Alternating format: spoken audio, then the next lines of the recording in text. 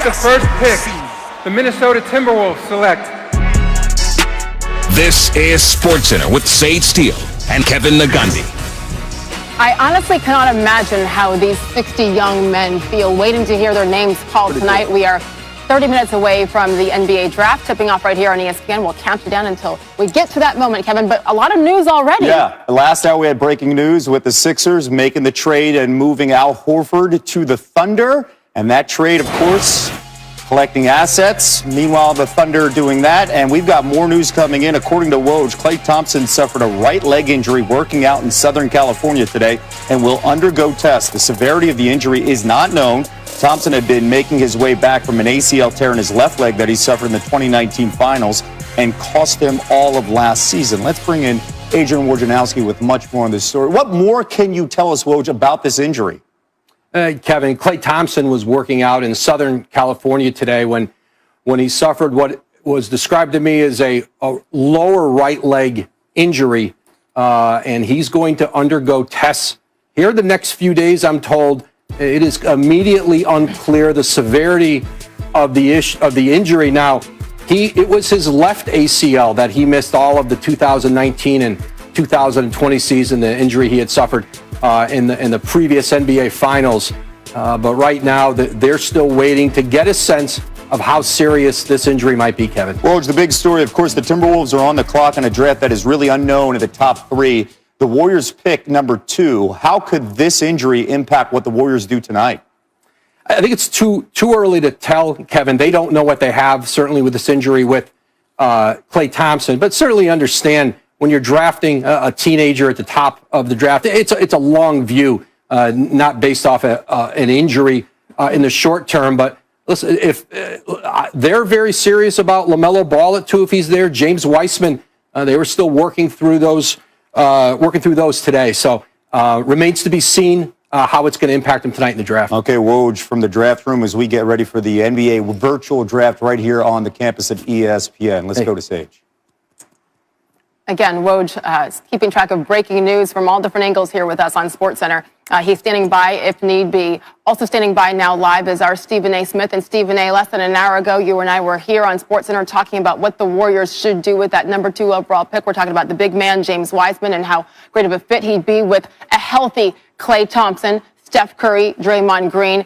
As Woj said, you heard him, we don't know that much right now. But your first reaction when you hear an injury to a leg of Klay Thompson, what do you say? This is nightmarish. Yeah. This is nightmarish. All championship hopes are out the window. You need both. You can't have Klay without Steph. You can't have Steph without Klay and talk championship. You can talk playoffs. You can talk excitement. You can talk box office appeal. But you can't talk championship having one without the other. You need both of them. This is the greatest shooting backcourt we have ever seen in the history of basketball. Do you know that Klay Thompson has never shot less than 40% from three-point range in his career? Ever! That's who we're talking about here. We constantly talk about the 2-time MVP that is Steph Curry. We constantly recognize him because he can shoot off the dribble, not just standing still with a setup shot. It's off the dribble. He can create his own shot better than Klay Thompson. We constantly call him the greatest shooter ever. Let's understand something. His backcourt makes Klay Thompson is one of the top 5 shooters in the history of basketball. I don't care what anybody says. Reggie Miller, Ray Allen, Allen Houston, downtown Freddie Brown from the Seattle Supersonics in the 70s, for crying out loud. Ricky Pierce, Dale Ellis, Del Curry. I don't give a damn what shooter you find. Klay Thompson is one of the top 5 shooters in the history of basketball. And for this man to keep coming off an ACL injury on his left leg, to now maybe have injured his right leg, I know. I'm very worried. I'm hoping I hope, but I'm very worried because I'm a fan of watching these brothers play, and I don't want to see either of them hurt. I don't want to see either of them gone, and I'm very worried right now. Period.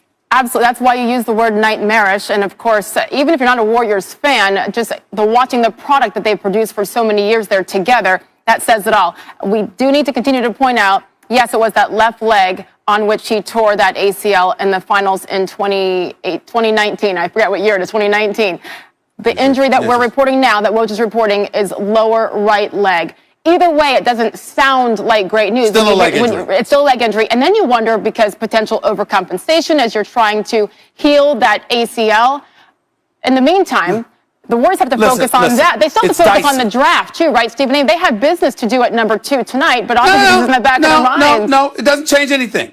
It doesn't change anything with the draft, Sage. You still take James Wiseman. You still take the 7-footer who's an athlete who can rebound, who can run the floor, who's a presence at the basket to pair with Draymond Hill, because you got Andrew Wiggins. And because you still have Wiggins, who Joe Lacob, the owner, the CEO for the Golden State Warriors, came on First Take, told me this morning he's still high on. I don't know why, considering the inconsistency of Wiggins, but that's neither here nor there. I'll be nice tonight. We'll talk about that another day. Bottom line, if anything happens to Clay, you still need another guard or a guard / small forward to put in the backcourt that can guard some threes as well as some twos to play alongside Steph Curry. They'd be a playoff team. They'd make some noise. We have no questions about that. But in terms of championship, because before this past season, 5 straight years they went to the finals. In terms of championship, there is no championship without Clay. There is no championship without Steph. You need both, or no championship. It's just that simple. So right now it's a wait and see. And once again, at the end of Woj's interview with Kevin, you saw the phone ring again. And if there is any news, we will bring it to you right here on SportsCenter as far as the complexity of the injury to the right lower leg of Klay Thompson. In the meantime, we'll wait for that. And Stephen A., when you look at the top couple of prospects in tonight's draft, who should be taken number 1 overall?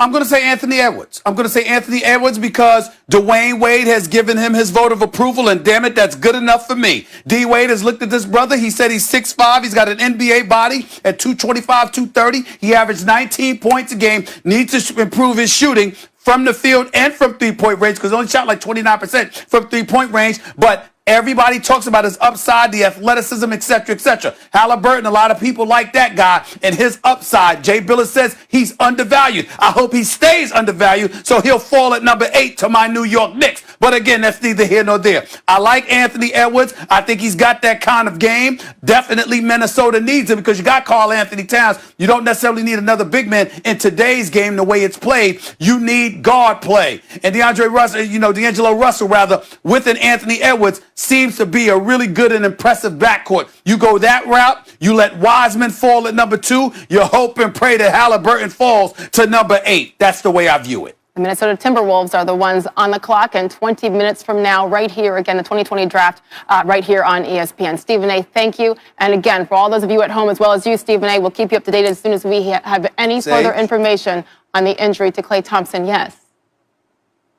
Tell Adrian Wojnarowski to stop being the Grim Reaper. It ain't even 7:30 yet. He already giving us bad news. Can he wait a little bit? Did you see him when he answered the phone? He's like, already giving us bad news. I know. And he has 2 or 3 Chargers with him tonight to make sure and continue to be the Grim Reaper if necessary. Stephen A., thank you.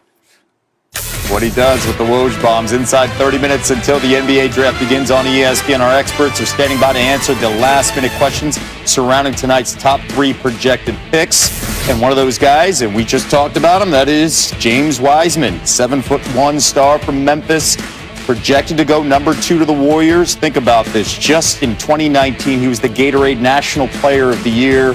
He is ready to go. You see the numbers, just nearly 20 points and over 10 rebounds in 3 college games. So much potential with the big man. Much more ahead here as we get you ready for our countdown to the draft.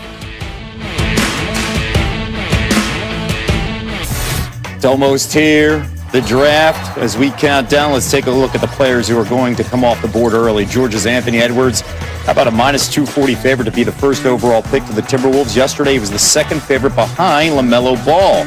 The second pick of the mock draft, James Wiseman. Big man played just 3 games in Memphis, averaging nearly 20 points and over 10 rebounds per game, shooting 77% before being suspended with the Tigers. LaMelo Ball didn't play any college basketball. Instead, he went to Australia last season. Last action in the U.S. came in the spring of 2019 when he played for the Spire Institute in Ohio. And Naismith, Wooden, and AP National Player of the Year, Dayton's Obi Toppin. He's a flyer. He's also expected to hear his name called early. He averaged 20 points and 7.5 rebounds per game last season, taking all the honors, rolling with Dayton. Malika Andrews will be part of tonight's NBA draft broadcast, joining us now on SportsCenter. And Malika, I know you actually talked to the young man projected to go number 2 overall to the Golden State Warriors, James Wiseman. Well, what did he tell you? What stood out to you from that conversation? Well, a lot of folks around the NBA think that he might be a guy who can be one of those who can make an impact immediately, who can come in and immediately help a team win. But when I was talking to him yesterday, he said that his versatility is really what he wants to focus on coming into the NBA. He said he's watched a whole lot of film of Anthony Davis, of Kevin Garnett, how they stretch the floor, how they block shots, and that is what he is hoping to emulate in the NBA. Although he can put down some flashy dunks, there you go, you see the blocks he's capable of, that is what he's hoping